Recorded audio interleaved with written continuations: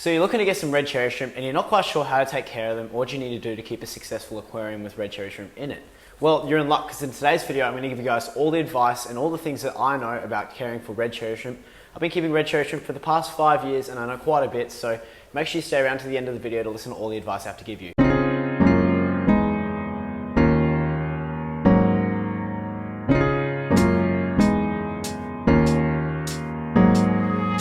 Hey, how's it going everyone? Welcome back to Keeping Fish Simple. So in this week's video, I'm going to give you guys all the advice that I know about caring for red cherry shrimp and all the things that you need to know before you get your first dose of cherry shrimp.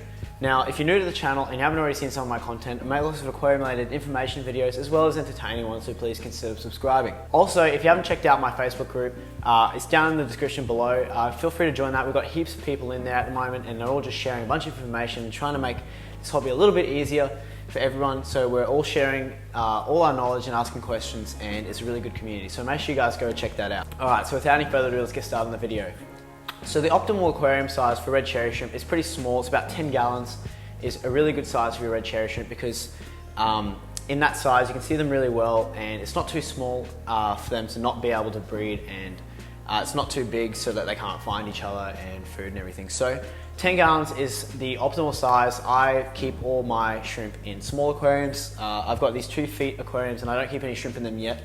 I've got an aquarium in there that I'm going to start keeping shrimp in, but that's the max size I'd go really for these guys. So the water parameters for a red cherry shrimp are pretty mild. You've got to have the water at a pH of about 6 to 7.8. They don't like high pHs because they like very neutral water. So I keep mine at about 7.6, which is just the tap water in Australia, in my area, and they do perfectly fine in that. They're not too fussy about the pH in the water, as long as you acclimate them properly when you get them. I've got a video on how to do that, but make sure that you acclimate them properly so you don't stress them out, and I'm sure you will not have any problems. So they also like a temperature of about 20 to 26 degrees. They don't like it too hot and they don't like it too cold. Just try and keep it in that tropical bracket and they will be alright. Cherry shrimp are one of the best shrimp out there for beginners because they are so easy to take care of. They're pretty much a set and forget, like the guppies that I have up here. All the fish I keep are easy to keep. So basically you just need to get your cherry shrimp, put them in an aquarium, make sure they have a heater, make sure that the water is at steady consistency so you're not fluctuating in the ammonia and the nitrates, and you're doing regular water changes and they'll be okay. You don't need any specific pH soil or anything and they'll be fine.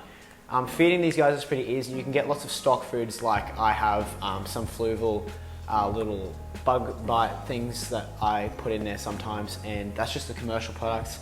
There's lots of shrimp commercial products. You can also put algae wafers, they eat that.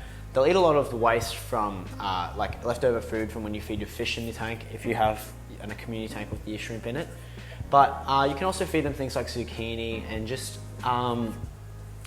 lots of plant-based foods. They don't like fleshy things. So I'd recommend just getting those commercial products, and maybe get 2 or 3 of them and try and balance them out so they're getting all their minerals, so that they can shed their exoskeleton. So for filtration in the tank, you don't need anything powerful. I keep sponge filters in all of mine because they are cheap and they're easy to use. All you need is an air pump, and you can get a sponge filter on my website if you want to check that out. But sponge filters are the best because they don't make too much current and they don't suck up any babies and kill the shrimp. So you can't have anything that doesn't have an intake cover over it, and you don't want something that's just constantly blasting water, otherwise they'll always be stressed. So it's really important just to get a nice, clean, slow filtration system that's of a sensible size for your aquarium, and they will thrive. So cherry shrimp are known to prolifically breed.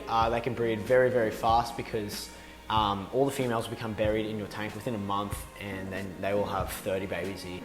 Shrimp go really well with a species like Java moss in the aquarium too. I keep lots of Java moss in all my aquariums because they like to go and pick all those little microbacteria things off of it and eat them, and it's really good for the baby shrimp, and it's good for their minerals because they're getting all that nutrients that they need.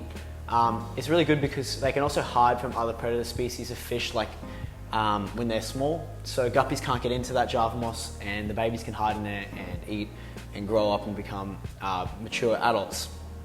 So keeping a cherry shrimp tank, all you really need is just a substrate, couple little plants in there to keep them happy, and you got to feed them once every day and they will thrive. So one tip that I'd recommend with keeping the red cherry shrimp is don't keep them with a species with a mouth that's big enough for them to actually eat it, because I guarantee you fish like cichlids and other big fish, even like swordtails with big mouths, will be able to eat them, and it'll turn into a messy situation. So make sure that when you get community fish, you get fish that are non-aggressive like guppies, and they have a little mouth and they won't be able to eat those little tiny shrimp of yours. So that's all I have to say. Thank you so much for watching this video, guys. I hope you guys learned something, and I hope you guys know how to take care of shrimp now. I definitely recommend keeping a tank with some cherry shrimp. They're super awesome, and they're just really, really cool to look at. They provide a really good spectacle for little kids because they get to see lots of these little tiny shrimp with such vibrant colors in the tank, and they're definitely one of my favorite species to keep in the aquarium hobby.